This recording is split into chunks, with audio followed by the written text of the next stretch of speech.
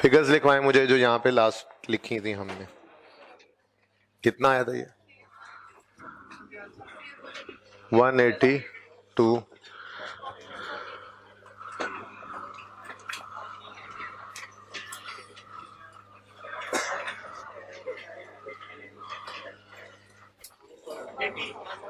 Units भी बताओ।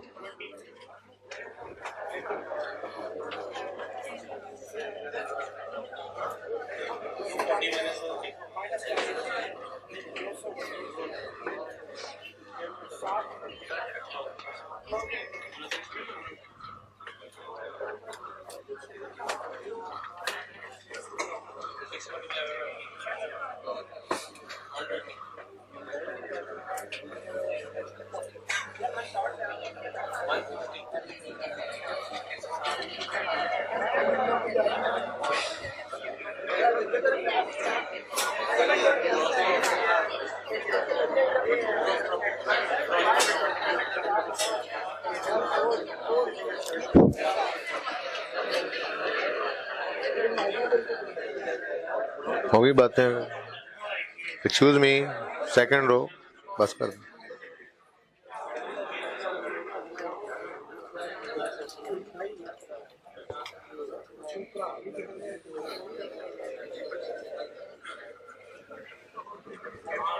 आप लोग भी चुप कर जाएं, बस कर दें।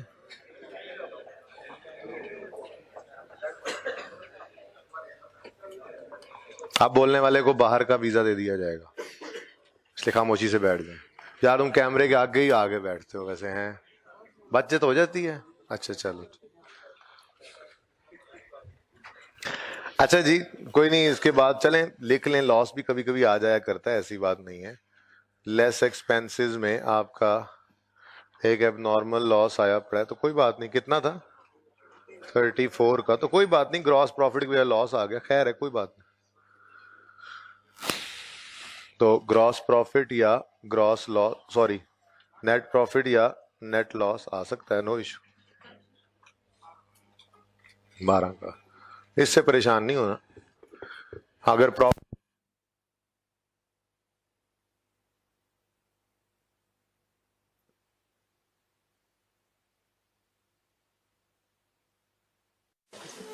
लॉस होगा तो वो जाके कैसे वैसे माइनस हो जाएगा, इससे फर्क नहीं पड़ता। अच्छा सुने, तो ये समझाना नहीं है।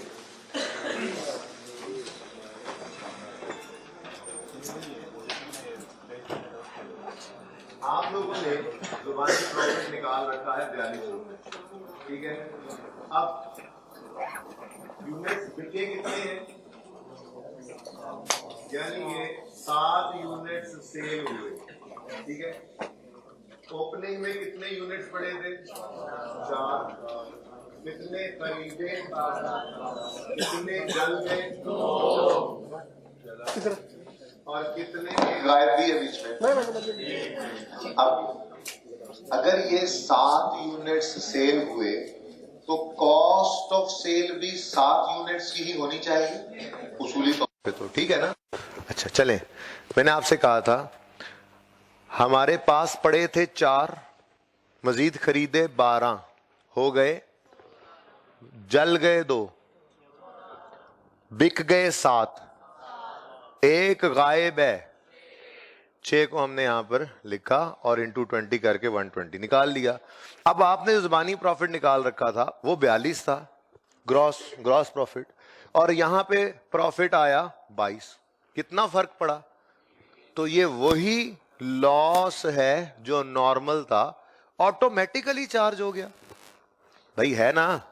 अगर आप 42 का प्रॉफिट निकालते हैं तो यहां भी 42 का प्रॉफिट आता, ठीक है, लेकिन यहां पे 22 का प्रॉफिट आ रहा है, मतलब 20 रुपए का कोई और लॉस भी पड़ा है। तो वो क्या है? 1 यूनिट जो नॉर्मल लॉस था, लेकिन हमने एंट्री कोई नहीं की। किया क्या? सिर्फ हमने क्लोजिंग स्टॉक को कम किया। जैसे ही क्लोजिंग स्टॉक को कम करते हैं कॉस्ट ऑफ सेल बढ़ जाती है। ये रिलेशन ही ऐसा है इनका। देखें, अब मिसाल के तौर पे मैं कहता हूं जी ओपनिंग स्टॉक लेट्स से है 5, ठीक है, प्लस परचेजेस हुई हैं 25, less closing stock let's say closing stock है 3, कॉस्ट ऑफ सेल कितनी आएगी? 27। ये क्या है? हमारी कॉस्ट ऑफ सेल। हम ये रिलेशनशिप देखना चाहते हैं कि क्लोजिंग स्टॉक कम करने से कॉस्ट ऑफ सेल पे क्या असर पड़ता है। तो हम बाकी सब चीजें सेम रखेंगे तभी समझ आएगी ना। ये 25/5 रहा। स्टॉक को क्या करना है? कम। क्या करना है? जैसे ही हमने यहां पे 1 लिखा, कुछ भी कम, 2 लिख देते, 1 लिख लिया, तो कॉस्ट ऑफ सेल कितनी हो गई?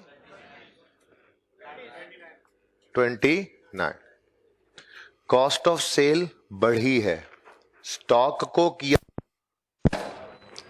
को जब किया कम तो कॉस्ट ऑफ सेल बढ़ गई। क्यों? क्योंकि इनका रिलेशनशिप आपस में इनवर्स है।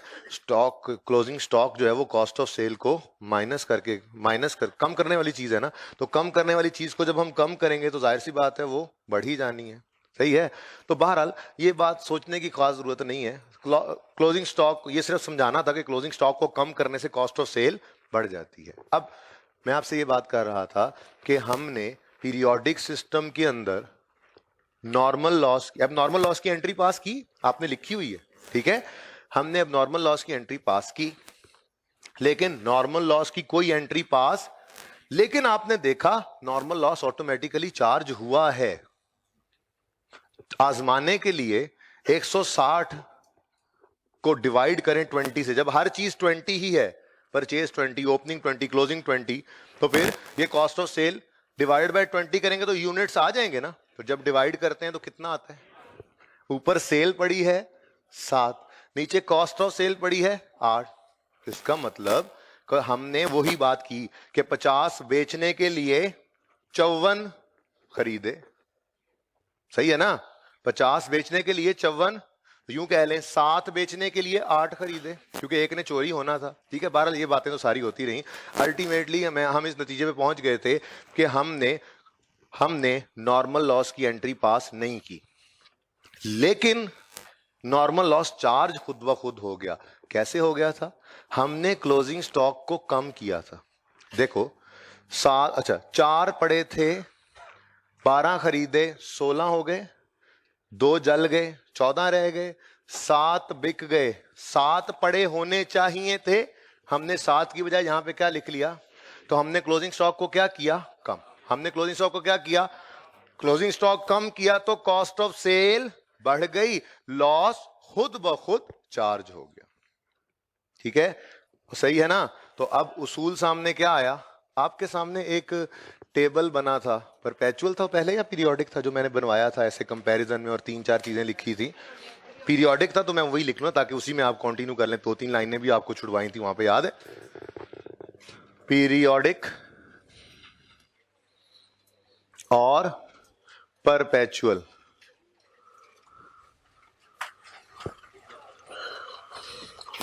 ओके, हमने यहां पे एक बात लिखी थी, क्या क्या लिखा था जरा वो भी लिख लें ताकि जी, डेट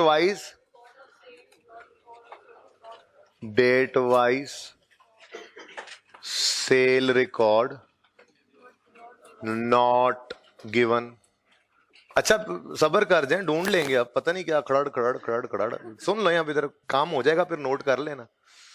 और date wise sale record is given, ये बात की थी हमने एक, ठीक हो गया।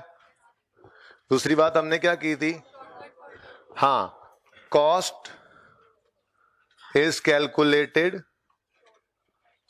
Using shortcut. ये हमने प्रैक्टिस क्वेश्चन 6 में भी किया, सुपीरियर वाले सवाल में भी किया, ठीक है। और cost is calculated using detailed inventory card. ये बातें वहां जैसी लिखी हुई बस वही ठीक है, लिखी तो वही है, पता तो है आपको, ठीक है। तीसरी बात मैंने क्या की थी? इस सिस्टम में परचेजेस अकाउंट इज प्रिपेयर्ड, जबकि इस सिस्टम में इन्वेंट्री अकाउंट इज प्रिपेयर्ड। और कोई बात तो नहीं लिखी थी? हैं? अच्छा चलो ठीक है, वो चलो लिख लेते हैं, अब लिखा ही हुआ है तो चलें, वो लिखा हुआ है आपके पास, ठीक है। अब क्या, मैं ये इतनी इंपॉर्टेंट बात नहीं थी, लिखा हुआ है आपने चौथे नंबर पे। अब जो बात लिखनी है वो नीचे जगह ही नहीं बचनी। अच्छा सुने सुने, अब मैंने नई बात लिखनी है यहां पर, जो आप इस तरह से लिख रहे थे। चलें ऐसे ही लिख लेते हैं। एबनॉर्मल लॉस की एंट्री हमने पास की pass entry for abnormal loss is passed, pass हुआ करती है। कल की थी pass entry of abnormal loss is passed, ठीक हो गया। ये हमने कल डिसाइड कर लिया था, यहां पर एंट्री पास होती है, और आज हमने देखा कि इधर भी हो रही है एंट्री पास, तो इसका मतलब यहां पर तो कोई डिफरेंस नहीं था, सिवाय इसके कि हमने परचेज को क्रेडिट किया या इन्वेंट्री को क्रेडिट किया था। फर्क सिर्फ इतना सा था, ठीक है। एंट्री हुई थी यहां पे। आज हम आए नॉर्मल लॉस पढ़ने, और आपने नोट किया कि हमने नॉर्मल लॉस की कोई एंट्री पीरियोडिक सिस्टम में पास, हमने लिखा पीरियोडिक सिस्टम में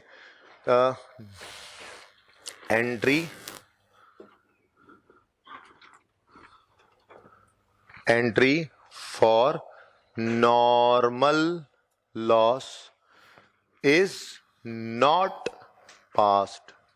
अब इसके साथ ना, इसके साथ एक लगाएं स्टार, और ये चीज जो मैंने बोली थी इसको कहीं पे उर्दू में लिखना है, वो लिखना है जहां पे भी आप लिख लें। मैं बोलता हूं नहीं पास की, क्यों? नॉर्मल लॉस लॉस नहीं है, नॉर्मल लॉस लॉस है, लेकिन पीरियोडिक सिस्टम में हमने इसकी एंट्री पास नहीं की। तो फिर क्या जादू चला था? वो जो बोल रहा हूं इतनी देर से, हमने क्या किया था? क्लोजिंग स्टॉक को कम, जब क्लोजिंग स्टॉक को कम किया तो उसकी वजह से कॉस्ट ऑफ सेल बढ़ गई, लॉस खुद ब खुद चार्ज होगा। अब ये वजह लिखनी है, स्टार लगा हुआ है कहीं टॉप पे बॉटम पे सफे के, कहीं पे भी। अब उसूलों वाला सफर ढूंढने निकले ना तो फिर मुसीबत पड़ जानी है। अगर यहीं पे है तो चलने दें, बात पूरी होने दो भाई। देखें, पीरियोडिक सिस्टम में हम नॉर्मल लॉस की एंट्री पास नहीं करते, बल्कि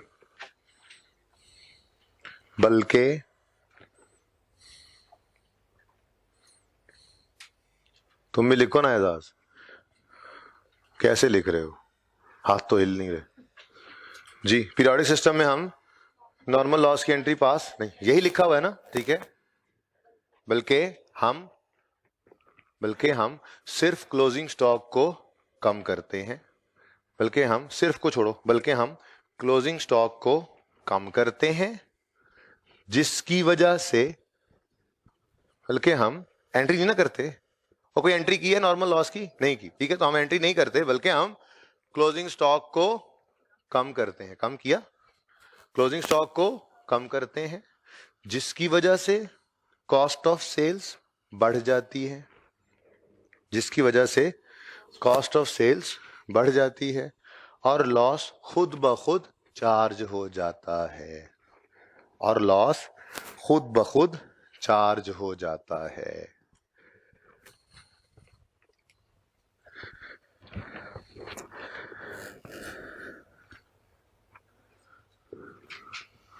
समझ आती है ये बात? अच्छा, अब कल की क्लास में आपने गौर किया था कि नॉर्मल लॉस की भी एंट्री पास की थी, फिर वहां क्यों पास की थी? तो तरतीब वाइज नहीं, कोई वजह बताओ। नहीं, और वजह बताओ क्या?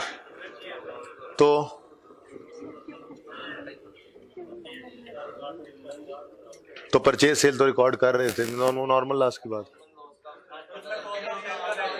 अब सुन लें सब बातें फजूल, लेकिन बात आपको पता है। अब सुने, हाँ नहीं बताना चाह रहे हो? अच्छा नहीं, ऐसे ही उंगली ऐसे हो रही थी। सुने, मैंने आपको कहा था परपेचुअल सिस्टम में इन्वेंट्री का लेजर बनता है, पहले दिन कहा था। जो चीजों का आना अपनी डेबिट साइड पे और चीजों का जाना अपनी क्रेडिट साइड पे रिकॉर्ड करता है। अब ये चीजें जल के जाएं, बिक के जाएं, ओनर ले जाए या चोरी हो जाएं, हमसे तो गई ना। तो चीजों का जाना इन्वेंट्री का चूंकि लेजर बन रहा है तो फिर मजबूरी है कि इसका जाना रिकॉर्ड किया जाए। तो फिर जब इन्वेंट्री कम हुई है तो इन्वेंट्री ने क्या होना है? क्रेडिट। दूसरी बात, नॉर्मल लॉस को हम लिखवाया था थोड़ी देर पहले सवेरे सवेरे, नॉर्मल लॉस को हम कॉस्ट ऑफ सेल का पार्ट बनाते हैं। मतलब कॉस्ट ऑफ सेल उसकी वजह से बढ़ती है, मतलब बढ़ी है, यहां ऑटोमेटिकली बढ़ गई। यहां मजबूरी क्या है? इन्वेंट्री का लेजर बन रहा है तो इन्वेंट्री का आना हो जाना हो रिकॉर्ड करना पड़ता है। तो इसलिए हमें परपेचुअल सिस्टम में नॉर्मल लॉस की एंट्री पास करना पड़ेगी। और पहले ये लिखते हैं, entry for normal loss is also passed. अब इसके साथ वजह लिखना चाहें तो लिख लें, ठीक है, लेकिन पहले एंट्री सुन लें। वैसे वजह लिखने की जरूरत नहीं है, एंट्री सुने, एंट्री सुने। नॉर्मल लॉस को कॉस्ट ऑफ सेल का हिस्सा बनाना है, यानी इसकी वजह से कॉस्ट ऑफ सेल ने बढ़ना है। कॉस्ट ऑफ सेल का बढ़ना डेबिट या क्रेडिट? डेबिट या क्रेडिट? कॉस्ट ऑफ सेल हो गया डेबिट। और इन्वेंट्री क्या हुई है? कम। तो इन्वेंट्री क्या हो गई? तो अब जाके नॉर्मल लॉस की एंट्री देखो, जो कल सिर्फ लिखवाई थी वो एंट्री क्या हुई पड़ी है, जरा छाती मारो। एंट्री क्या हुई पड़ी है? Cost of sales debit inventory credit. यही एंट्री थी, समझ आ गई? अब ये एंट्री परपेचुअल में करना क्यों मजबूरी थी? इन्वेंट्री का लेजर बन रहा है, चीजों का जाना रिकॉर्ड करना मजबूरी है। ये एंट्री पीरियोडिक में क्यों नहीं की?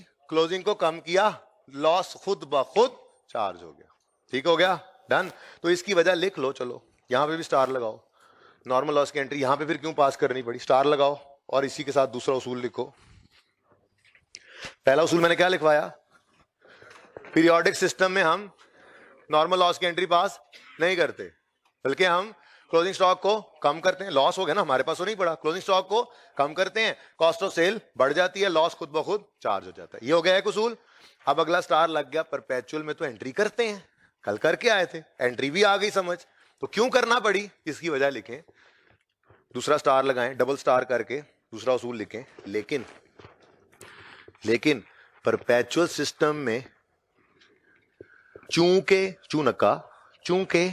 इन्वेंट्री का लेजर बन रहा होता है तो इन्वेंट्री का आना जाना रिकॉर्ड करना लाजमी है। लेकिन परपेचुअल सिस्टम में क्योंकि लिख लो तुम अंग्रेजी में रोमन जी। लेकिन परपेचुअल सिस्टम में क्योंकि इन्वेंट्री का लेजर, बस समझ तो आ रही है ना, इन्वेंट्री का लेजर बन रहा होता है, इसलिए इन्वेंट्री का आना जाना रिकॉर्ड करना लाजमी है।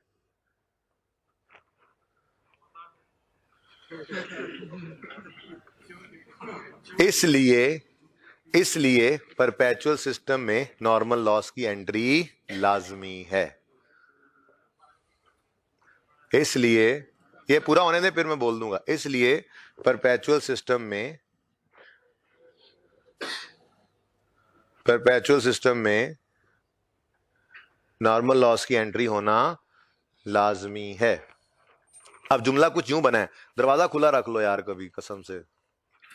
ये तुम हर क्लास में क्यों लेट आते हो? सुबह रखो शाम को रखो, तुमने लेट ही आना। कितने तुम में? क्या देख रहे थे? प्रेजेंटेशन सेरेमनी देख रहे थे? अच्छा सुने, अब ये लिखवाया मैंने, बता क्या मैंने कहा है। लेकिन परपेचुअल सिस्टम में क्योंकि इन्वेंट्री का लेजर बन रहा होता है और इन्वेंट्री का आना जाना रिकॉर्ड करना लाजमी है, इसलिए नॉर्मल लॉस की एंट्री भी परपेचुअल सिस्टम में करना लाजमी है। और वो एंट्री क्या है? अब वो एंट्री हमें वैसे सीख लिया हमने कि नॉर्मल लॉस को कॉस्ट ऑफ सेल का पार्ट बनाते हैं। नॉर्मल लॉस को कॉस्ट ऑफ सेल का पार्ट बनाते हैं, मतलब उसकी वजह से कॉस्ट ऑफ सेल ने बढ़ना है, तो कॉस्ट ऑफ सेल का बढ़ना डेबिट, और इन्वेंट्री चले गई तो इन्वेंट्री क्रेडिट। तो एंट्री बनी cost of sales debit inventory credit. Done. तो पीरियोडिक में क्यों नहीं की एंट्री? जरूरत नहीं, इन्वेंट्री का लेजर बन रही है, जाना जरूरी हो, रिकॉर्ड करना। क्लोजिंग स्टॉक को कम करते हैं और अपना जादू चल जाता है, खुद ब खुद एंट्री हो जाती है। ठीक है, डन, क्लियर, आगे बढ़े। एग्जाम्पल 2, 3।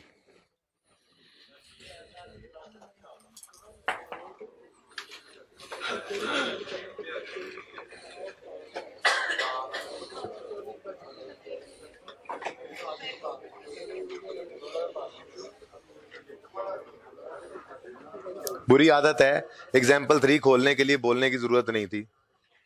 प्लीज मुझे मत मजबूर करें, आपको कुर्बानी करके आए बैठे हैं इस क्लास में कि मैं आपको यहां से जाता करूं। मुझे भी दुख होगा, आपका भी नुकसान होगा, प्लीज।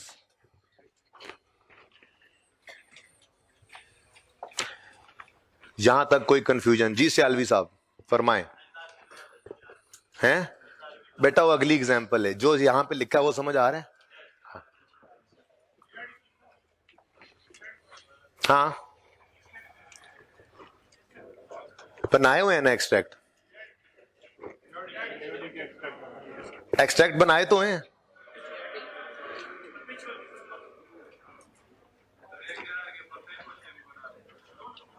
बेटा उसमें, उस सवाल के अंदर आप बना लोगे, सेल्स गिवन है, सेल्स लिखो, लेस कॉस्ट ऑफ सेल भी गिवन है, कार्ड का टोटल है, एंड पे कर लो टोटल, कोई जरूरत नहीं वहीं से टोटल कर लो, लेजर बनाने की जरूरत नहीं, कॉस्ट ऑफ सेल वाला टोटल। लेकिन थोड़ा सा मसला आएगा, वो मसला ये है कि आप ध्यान से देख नहीं रहे चीजों को। जब ध्यान से देखोगे तो आपको नॉर्मल एबनॉर्मल लॉस की एडजस्टमेंट मिलेगी, कोई ऐसी चीज होगी जो कार्ड के अंदर मिस हो रही हो और आपको कॉस्ट ऑफ सेल में ना मिल रही हो, तो लेजर बना के देख लेना, होपफुली काम हो जाएगा। लेजर बना के देख लेना। ये जो चार है वो मुझे पता है, आप छोड़ें उसको। अच्छा सुने बेटा, प्लीज मत बोलिए डिस्टर्ब, ये दरवाजे से डिस्टर्बेंस हो रही है या ये कर रहा है डिस्टर्बेंस? हाँ, नहीं होती। एबनॉर्मल की तो दोनों सिस्टम्स में होती है। Entry of abnormal loss is passed, is passed, ये तो कोई, इसमें तो कोई मसला ही नहीं है। एबनॉर्मल लॉस की दोनों जगह होती है, नॉर्मल की करने की जरूरत नहीं है, पीरियोडिक में, परपेचुअल में मजबूरी है करना। ठीक है, ओके जी, नेक्स्ट एग्जांपल पढ़ें।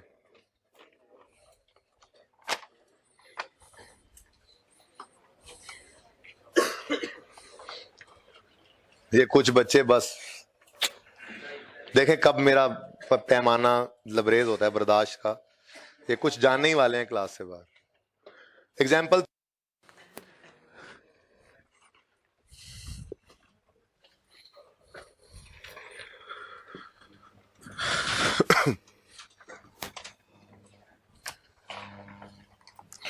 Example 3, periodic inventory system, NRV losses. अब परचेज और सेल की मैं एंट्री नहीं करूंगा, ठीक है, सिर्फ एनआरवी लॉस की एंट्री समझाऊंगा। ओके, एग्जाम्पल 3 शुरू हो गई है।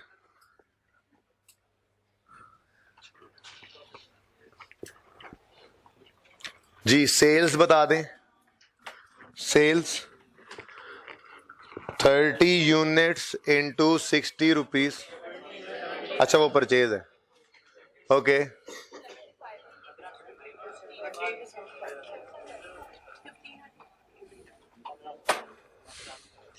ओके, लेस हुआ करती है कॉस्ट ऑफ सेल्स, और कॉस्ट ऑफ सेल्स निकालने का फॉर्मूला होता है हमारे पास ओपनिंग स्टॉक प्लस परचेज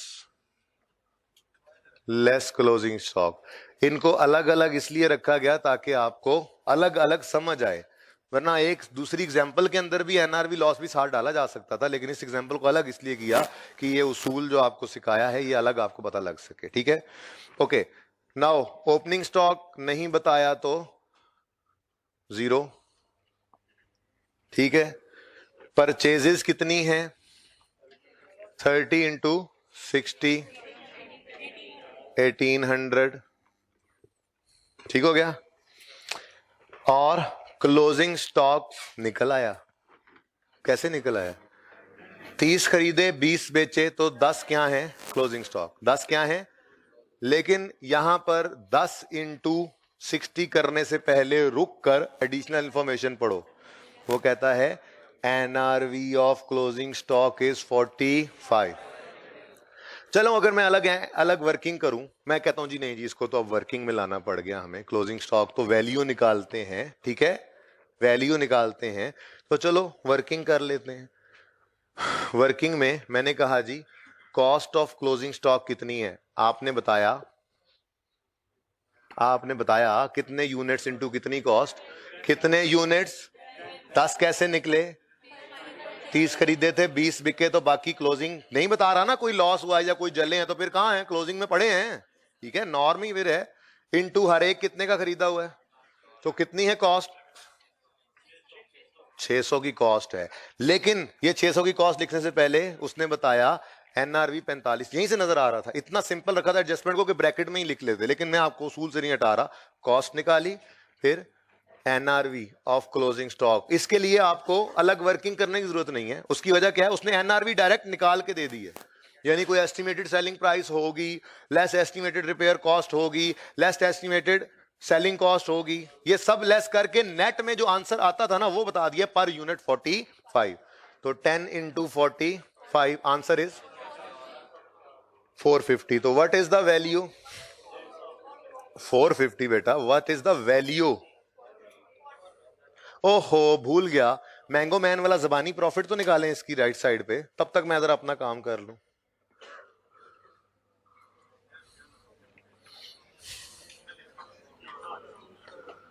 तीन सौ कैसे निकला, अब तो जल्दी निकाल दिया, अब तो आम आदमी बन के सोचने लग गए, ठीक है, आपने कहा कि 20 टोटल बिके हैं, हर एक खरीदा था 60 का, हर एक बिका 75 का, तो 20 के ऊपर 15 का प्रॉफिट हो तो टोटल 300 का प्रॉफिट आ गया, ये साइड पे करके लिख लें, ज़बानी मैंगो मैन वाला प्रॉफिट 300 रुपए, ओके,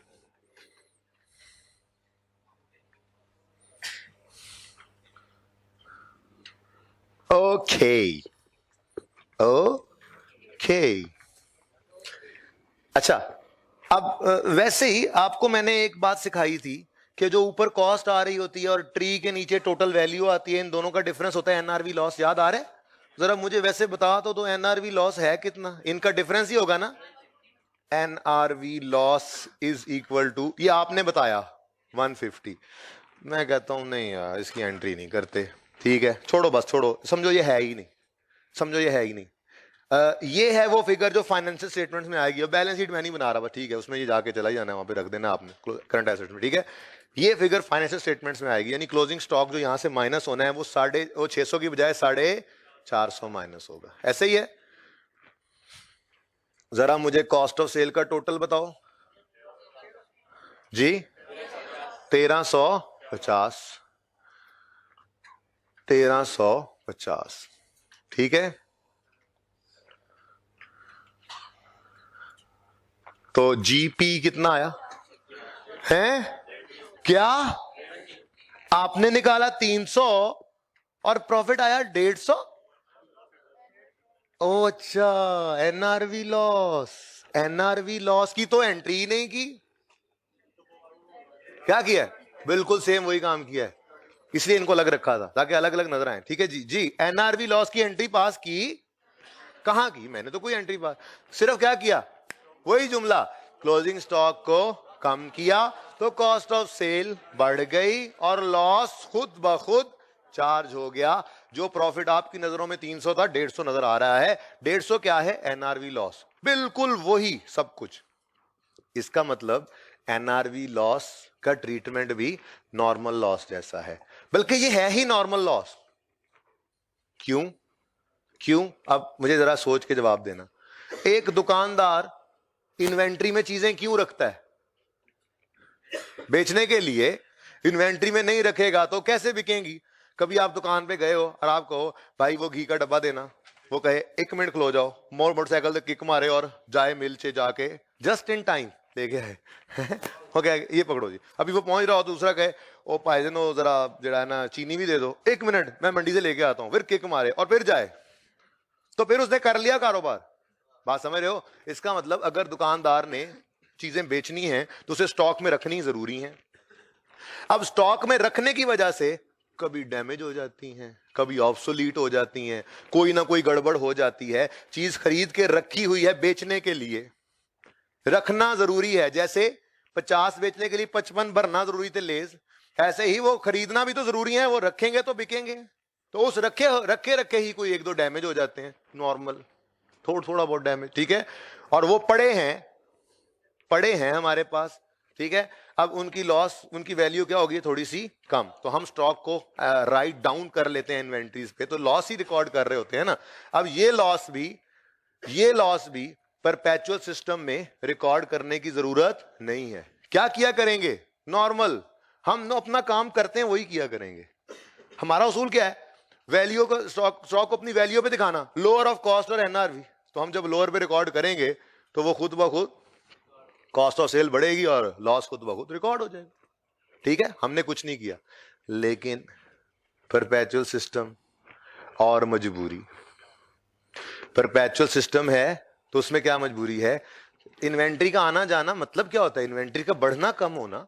इन्वेंट्री जब जब बढ़े इन्वेंट्री के अकाउंट को डेबिट करना है, वो तो परचेज भी डेबिट होता था, लेकिन इन्वेंट्री जब जब कम हो हमें इन्वेंट्री के लेजर को क्रेडिट करना जरूरी है।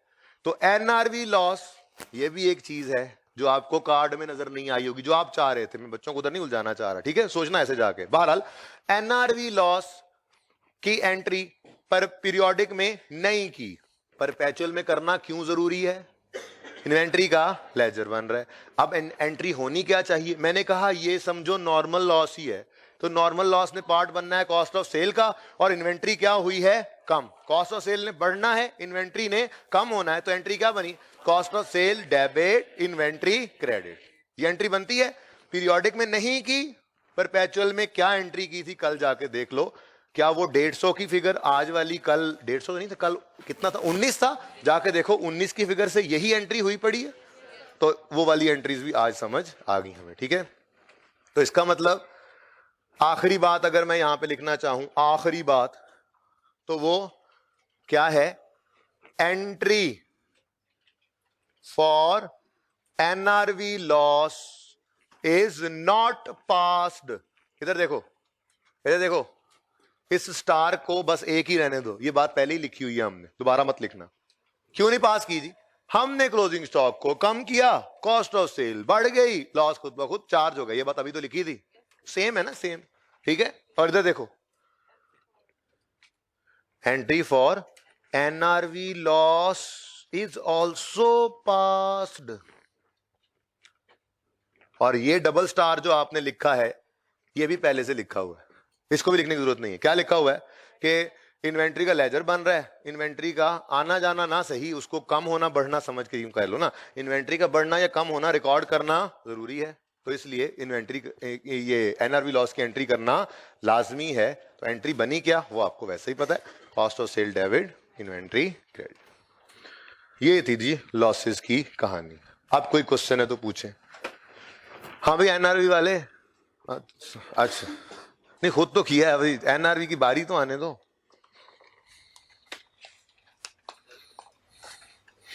जी सॉरी,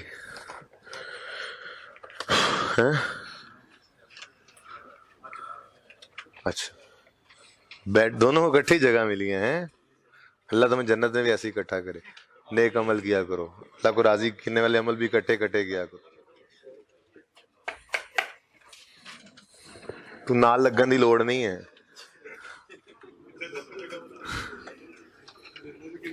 हाँ जी, हजम्ड, थोड़ा हजम हुआ है, चलें ठीक हो गया।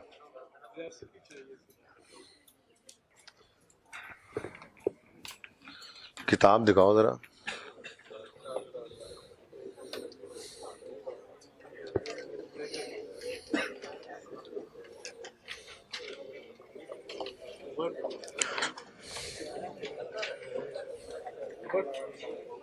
को दे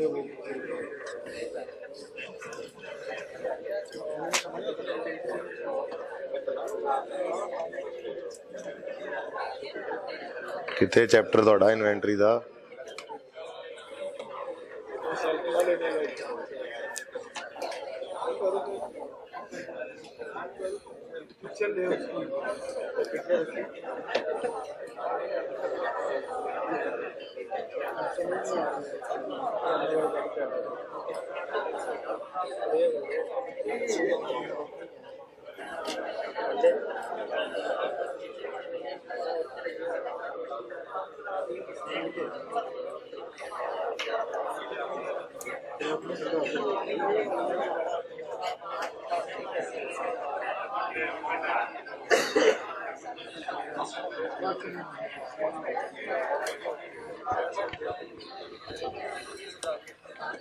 सर आपके जैसा अच्छा फोटोग्राफर वो देखा भाई के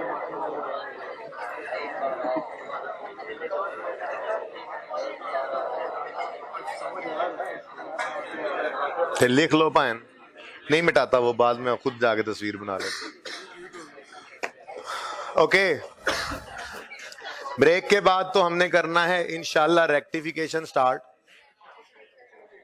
आपका जो होमवर्क था प्लीज आते साथ उसकी सिर्फ रिक्वायरमेंट्स को जो है वो डिस्कस करूंगा, लेकिन उनमें से एक सवाल को निकाल के जो वेरी इंपॉर्टेंट क्वेश्चन था वो आपके होमवर्क में शामिल होगा, जिसको फिर मैं आप करेंगे तो मजा आएगा ना। अब सुने, उसके अंदर होना क्या है वो मैं बताता हूं, लेकिन उस सवाल की बात नहीं करूंगा, सारा कॉन्सेप्ट दूंगा आपको। फिर वो सवाल की एक एडजस्टमेंट डिस्कस करूंगा, वैसे नहीं छोड़ूंगा, ऐसी बात नहीं है। लेकिन उसके अंदर यह है कि आप कोई 50-60% भी सही कर आते हैं बगैर मेरा सवाल करवाए, एक ही सवाल है मैंने आपको कहा उस जैसा, तो मेरे ख्याल में मुझे भी कॉन्फिडेंस होगा इस बात में कि इन्वेंटरीज ठीक है। बाकी पास पेपर से तो घूम के हमने देख ही लिया है कि अब पास पेपर के पल्ले कोई खास बात नहीं बची है। आपको जो क्वेश्चन टिक करवाए हैं कोई भी सवाल आप कर सकते हैं उनमें से, और जो क्वेश्चंस मैंने छोड़े हैं आप नोट करेंगे वो क्वेश्चंस काफी पुराने हैं, इसलिए शायद मैंने उनको जरूरत महसूस नहीं की उनको किया जाए, उनको टच किया जाए। कितना को काम करेंगे हमने, सारे टॉपिक्स रिवाइज करने हैं, फिर सारे सब्जेक्ट्स को पास करना होता है ना, सिर्फ एक टॉपिक एक पेपर तो नहीं होता, ठीक है। तो इसलिए जो क्वेश्चंस हैं रिसेंट या करने के काबिल वो मैंने सब टिक कर दिए, जो छोड़े हैं वो सिर्फ पुराने होने की वजह से या रेपिटेटिव नेचर के होने की वजह से मैंने छोड़ दिए।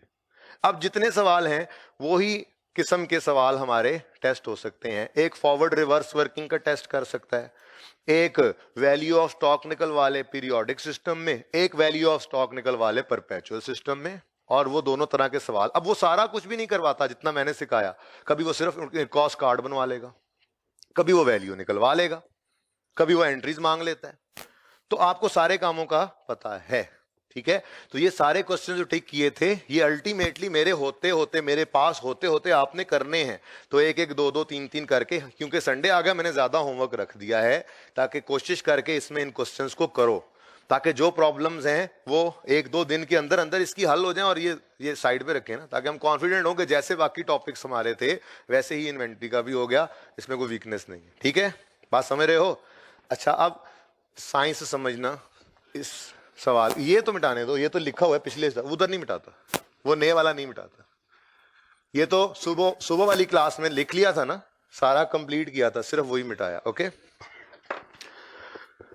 मैंने जिस दिन आपको पीरियोडिक परपेचुअल समझाया था पहले दिन, तो मैंने वहां पर यहां पर दो लेजर्स बनाए थे, याद है, एक कैश का एक फिक्स एसेट का, और फिर परचेज का बना के आपको समझाया था कि ये मनहूस जाना रिकॉर्ड ही नहीं करता।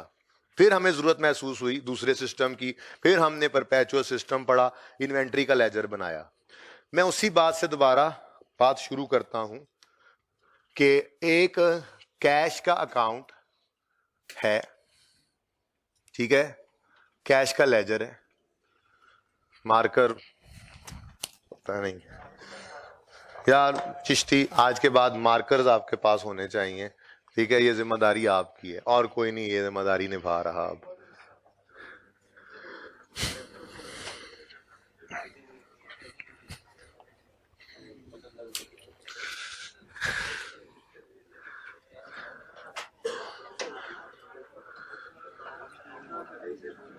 ये जी एक कैश का लेजर है, ठीक है। सुने सुने सुने प्लीज, बहुत अहम बात है, मैं आपको बार बार कह रहा हूं, उसके साथ का सवाल मैंने पहले नहीं कहा, उसके साथ का सवाल है ही कोई नहीं, और इसके बाद भी नहीं होना।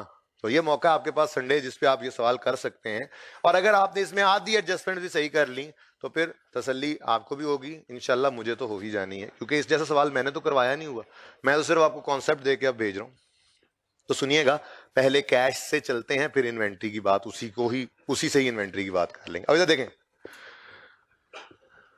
ये 10 मिनट में मैक्सिमम बात हो जाएगी, फिर नमाज की ब्रेक करेंगे, वापस आके इंशाल्लाह रेक्टिफिकेशन करेंगे जो थोड़ी बहुत रह गई है। ओपनिंग 50 रुपए पड़े थे हमारे पास, ठीक है। सेल्स हुई लेट्स से 250 रुपए की। एक्सपेंसेस इनकर किए हमने लेट्स से 150 रुपए के, और एक फिक्स्ड एसेट भी हमने खरीदा कैश में 75 रुपए का। कितना बन गया? बद तो नहीं गए? कितने बाकी हैं? अभी भी 225 पड़े हैं। 75 कैरी डाउन, बैलेंसिंग निकाला, ठीक है। अब ये लेजर क्या बता रहा है? 75 रुपए पड़े होने चाहिए, 75 रुपए पड़े होने चाहिए। अब हमने कहा ये पता करना है कि पड़े भी हैं या नहीं, तो क्या करना पड़ेगा? फिजिकल काउंट जाके गिनती कर लें। अब हमने जाके दराज खोली, ये हम फिजिकल काउंट करने लगे। फिजिकल काउंट, और मुझे लगता है मार्कर्स आ गए हैं, और मार्कर्स आ रहे हैं, और मार्कर्स करीब आए, और मार्कर्स आ गए। ये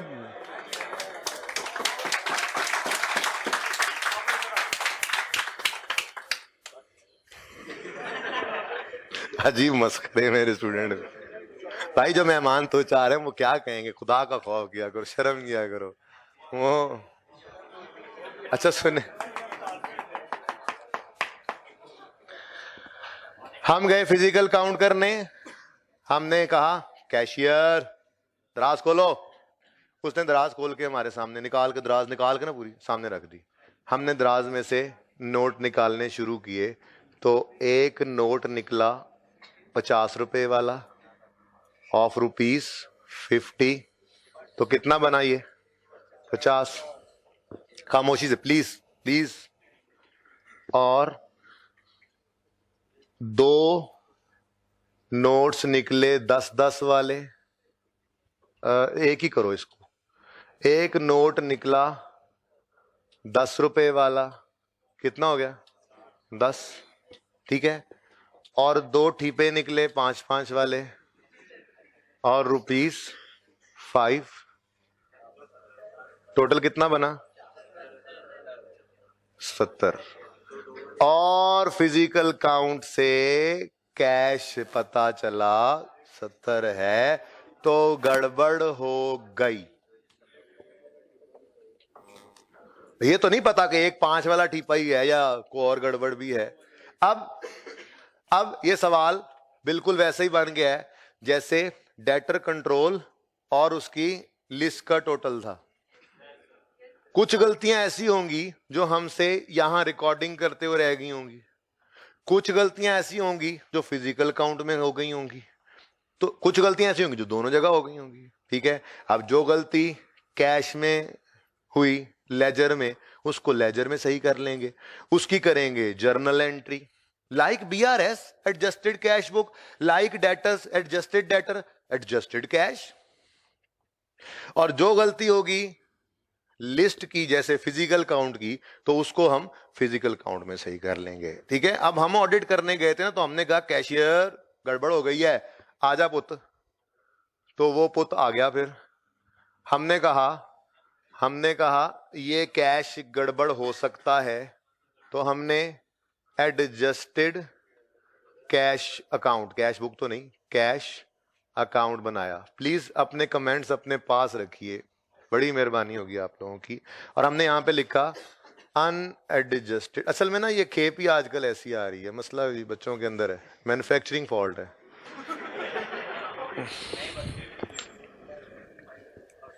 ओके, और यहां पे हमने लिखा balance as per physical count.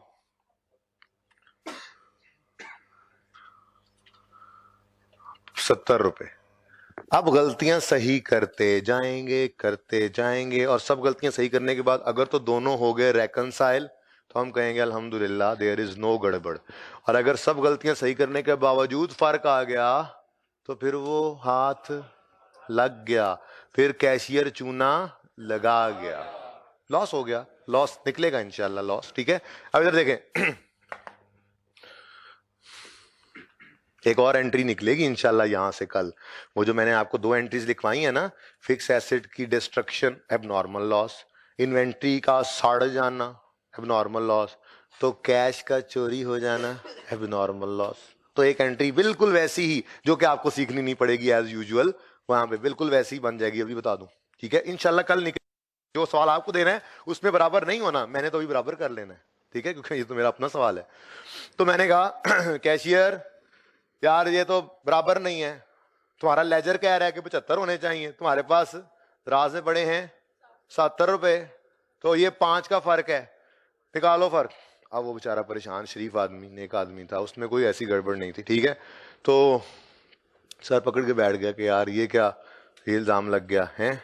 अब उसने वो ऊपर वाली दराज जो है जिसमें पैसे थे उसके नीचे वाली बाकी दराजें खोली कि चलो हिसाब किताब देखते हैं, और उसने नीचे वाली दराजों की फरोला फराली शुरू की। अब जो उसने फरोला फराली शुरू की तो उसमें एक इनवॉइस निकली, सेल इनवॉइस, जो वो रिकॉर्ड करना भूल गया था। तो उसने कहा ओहो ये तो सेल रिकॉर्ड नहीं की।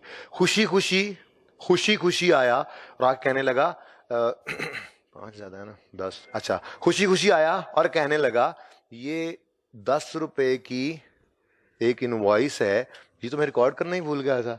मैंने कहा खुश होने दी लोड़ कोई नहीं, हमने कहा खुश होने दी लोड़ नहीं है, पहले 5 घट सन हुण 15 घट गए नहीं। तो लो बहरहाल अब वो तो शरीफ आदमी तो पूरी ईमानदारी से सारी चीजें ला रहा है, तो उसने आके इनवॉइस दी, मतलब मुझे पता चला कि सेल इज नॉट रिकॉर्डेड। ठीक है, तो हमने कहा ठीक है नॉट रिकॉर्डेड तो कर लेते हैं रिकॉर्ड। ठीक है, वो कह रहा है जी कैश सेल थी। हमने कहा यही तो मुसीबत है, कैश सेल थी। तो 5 कम नहीं 15 कम पड़ गए हैं। क्यों? क्योंकि जब इस सेल को अब मैं रिकॉर्ड करूंगा, इस गलती को जहां सही करूंगा तो मैं एंट्री पास करूंगा कैश डेबिट सेल क्रेडिट, तो ये 85 हो जाएगा, तेरे वो 70 रुपए ने, ये तो 15 कम हो गए। अब पसीने शसीने आ गए माथे पे, अब हाथ पांव भूल गए, हाथों में पसीने ठंडे पसीने आ रहे हैं, पानी शानी मंगवाया, परेशान हुआ। और तीसरी आखिरी दराज भी खोल के निकाल के देखा तो उसमें वो कोई सारी ना दराजों में छोटे छोटे सुराख थे। ठीक है, तो वहां से होते होते एक ठीपा नीचे पहुंच चुका था। कहा ओ 5 रुपए तो मिल गए, वहां से निकाले 5 रुपए। अब ये गलती लेजर की है या फिजिकल काउंट की? पिछली गलती फिजिकल काउंट की नहीं थी, वो तो पैसे आए होंगे, रिकॉर्ड नहीं किया था, रिकॉर्ड कर लिया, इसको कुछ नहीं कहा। ये गलती कहां की है? फिजिकल काउंट में गिनती करते हुए नजर नहीं आया था। ठीक है, तो भागा भागा आया लेके ये 5 रुपए का ठीपा लग गया। हमने कहा ठीक है कोई बात नहीं, एड 1 कॉइन ऑफ रुपीज है, रुपी नहीं है, रुपीज 5 जमा हो गए। हमने कहा पुत्र 10 रुपए हले भी काटने। अब वैसे ही हमने कहा चलो हम भी देखते हैं, ऐसे ही फाइल फरोलने लग गए। वो जो दराज पहली दराज के नीचे दूसरी दराज में फाइल जहां से इनवॉइस निकली थी वहां पे फाइलें फरोल रहे थे। वो एक फाइल से दूसरी फाइल के दरमियान में एक 10 का नोट पड़ा हुआ मिल गया। हमने कहा यार तुम ध्यान ही नहीं रखते हो, देखो ना इतने परेशान हो रहे हो, शरीफ आदमी हो, ये पड़े हैं 10 रुपए। हमने कहा हाँ शुक्र है अल्लाह ने इज्जत रख ली, और हमने ये 10 रुपए ऐड कर दिए 1 नोट ऑफ ₹10। और अब एडजस्टेड कैरी डाउन कितना है? 85। और फिजिकल कितना है? तो ये दोनों क्या हो गए? रेकनसाइल हो गए। ठीक है, यानी हमने सब गलतियां सही कर ली जहां जहां होनी थी, तो दोनों बैलेंस रेकनसाइल हो गए। तो अब और मजीद कुछ करने की जरूरत, लेकिन अगर सब गलतियां सही करने के बावजूद ये 10 रुपए ना मिलते तो हम फिर कहते 10 रुपए तो तुमसे गुमे हैं। ठीक है, तुमने चोरी नहीं किए तो गुम तो गए हैं, अब वो नुकसान हो गया है हमारा, तो उस नुकसान की रिकॉर्डिंग करेंगे इंशाल्लाह कल जब आपके सवाल में नुकसान निकलेगा। अब आप कहोगे जी हम तो इन्वेंट्री का टॉपिक कर रहे थे, ये कैश कहां से आ गया? ओ भाई, यहां पे कैश की बजाय इन्वेंट्री आ जाएगा और उस इन्वेंट्री का क्लोजिंग बैलेंस आपको सवाल में गिवन होगा, और साथ ही वो कहेगा फिजिकल काउंट से इन्वेंट्री आई है इतनी, ये भी गिवन होगा। ऊपर वाली कहानी आपको नहीं पता होगी, ये क्लोजिंग और ये क्लोजिंग गिवन होगा, और वो दोनों में फर्क होगा। आप कहेगा दोनों में फर्क है, और हमें ये बातें पता लगी हैं। अब कुछ गलतियां सही करनी पड़ेंगी। आप क्या करोगे? इन्वेंट्री का कहोगे गलत हो तुम, चलो आ जाओ एडजस्टेड इन्वेंट्री अकाउंट, और as per physical count, stock as per physical count. देख लिया? अब उसके बाद आप गलतियां सही करने की तरफ चलोगे। कुछ गलतियां सही होंगी उसमें इन्वेंट्री के लेजर में, कुछ गलतियां सही होंगी। अच्छा, ये काम हो सिर्फ परपेचुअल सिस्टम में सकता है, पीरियोडिक में तो पता नहीं लगता था कि चोरी हो गया स्टॉक या नहीं, याद है ना? तो परपेचुअल सिस्टम में इन्वेंट्री का लेजर बनता है परपेचुअल सिस्टम में, ठीक है? कुछ गलतियां यहां से ही करेंगे, कुछ गलतियां यहां से ही करेंगे, और सब कुछ करने के बाद अगर बैलेंस कर गया टैली, जो कि नहीं करेगा कल, तो फिर लॉस की एंट्री मैं कल सिखाऊंगा। अब जरा क्वेश्चन ओपन करें। हाँ जी बेटा, पढ़नी है मैंने भी, पता है मुझे बेटा, नमाज के औकात का भी पता है।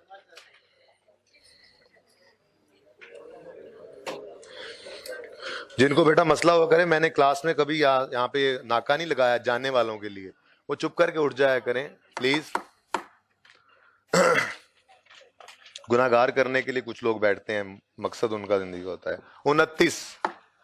29 सवाल, सफा number 666, 666 page 666। Fashion Blue, Fashion नीला,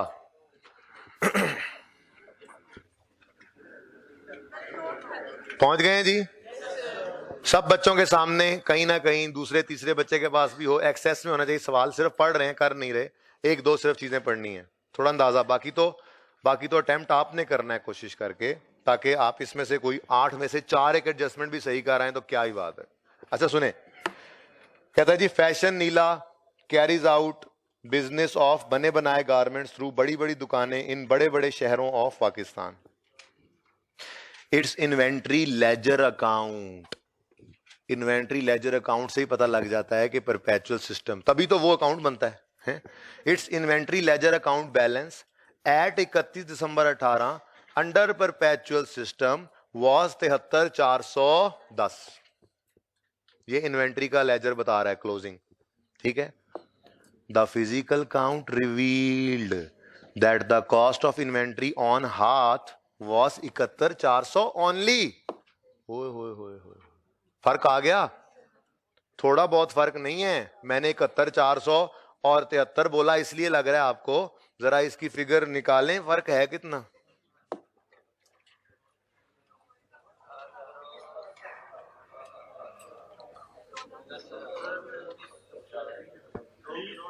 $20 लाख बेटा, 2 लाख नहीं, 2 मिलियन के करीब बात चली गई है। 20 लाख का नुकसान है। अब सुनो, फर्क आ गया। वो कहता है कि देख रहा हूं मैं उन बच्चों को जो बोल रहे हैं आहिस्ता आहिस्ता छुप के, कहीं ना कहीं मुंह छुपा के, तो देख लेता हूं उनको ब्रेक के बाद। The physical count revealed that cost of inventory on hand was 71,400 only. Its owner mister Kaiser expected a small inventory shortfall due to damage and petty theft. उसने कहा जी छोटे मोटे तो चोरी चकारी का या डैमेज का तो मैं एक्सपेक्ट कर रहा था कि चलो जो है वो मेरे जो सेलमैन है वो कभी जुराब निकाल के जेब में डाल के ले जाते हैं, गारमेंट्स बेचता है ना, तो कभी जो है वो एक ले जाते हैं, अगले दिन दूसरी ले जाते हैं, फिर उस तरह से करके वो अपनी जुराबें पूरी। छोटे मोटे थेफ्ट या छोटी मोटी डैमेज तो मैं एक्सपेक्ट कर रहा था, लेकिन 20 लाख का चूना कोई लगा गया। जितना भी है बहुत है। वो कह रहा है लेकिन कह रहा है but considered this shortfall to be excessive. फिर 5 दिन बाद उसने इन्वेस्टिगेशन की। Kaiser carried out an investigation and discovered the following. FOB basis को अंडरलाइन करें, ये तो कल समझाऊंगा, ये वैसे भी उधार है ना, एफओबी सीआईएफ बताया हुआ है आपको, जरा पढ़िएगा। Goods costing 300 were invoiced to Ibrahim for 425 on 29 December. The goods were actually dispatch to customer on 2 January. हमारे लिए चीजों का जानना अहम। ये पॉइंट आपको कंफ्यूज करेगा, कोई नहीं, खैर है। हमने सिर्फ अभी भी ये देख के चलना है कि गुड्स का जाना हमारे लिए अहम है, ना कि इनवॉइस का जाना आना या कैश का आना जाना, ठीक है। तो ये बातें आपने देखते रहना है। ऐसे ही चलते चलते चलते कोई सिर्फ लिस्ट की गलती, जैसे पॉइंट 5 है, वो कहता है list of inventory at a shop been under costed by 90। सिर्फ लिस्ट में कास्टिंग का एरर आ गया है, तो उसकी गलती सिर्फ कहां सही करोगे? लिस्ट में। कहीं पे लिखा होगा सेल रिटर्न रिकॉर्ड नहीं हुई, रिकॉर्ड करोगे लेजर में। तो कोई आधी को एंट्री सही होंगी, आधियों की समझ ही नहीं आएगी, मैं समझाऊंगा इंशाल्लाह। लेकिन आपका होमवर्क है, इसको ऐड कर लीजिए उसके अंदर। ब्रेक के बाद मिलते हैं। 6:08 हो गए हैं, 6:22 पे क्लास शुरू करेंगे इंशाल्लाह।